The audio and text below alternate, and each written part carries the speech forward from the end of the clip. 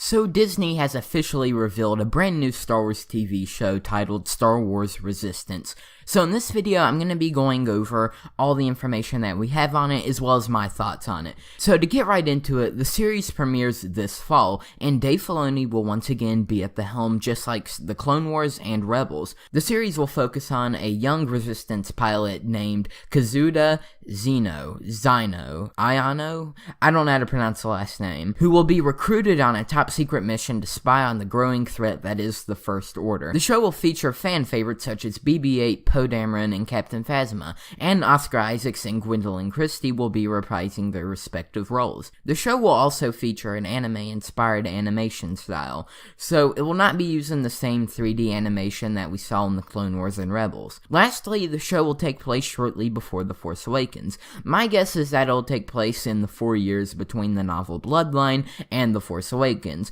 So if you're like me and you keep up with every shred of Star Wars news, then the name Resistance will sound very familiar, because the name of the show has been leaked multiple times for around a year now. So the existence of the show is no surprise. What is surprising is the fact that the show will be premiering this fall. I figured if the show was real, we would not see it until mid-2019. A surprise to be sure, but a welcome one.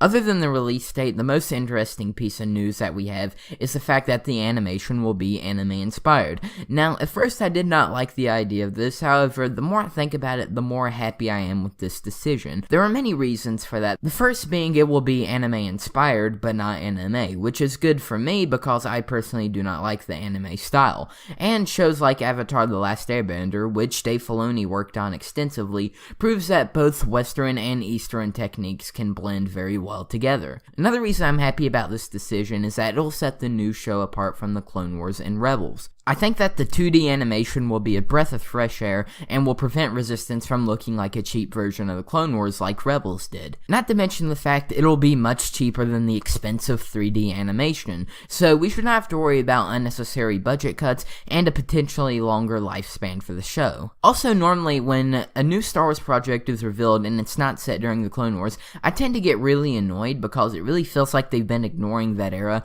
in favor of a ton of Galactic Civil War era content.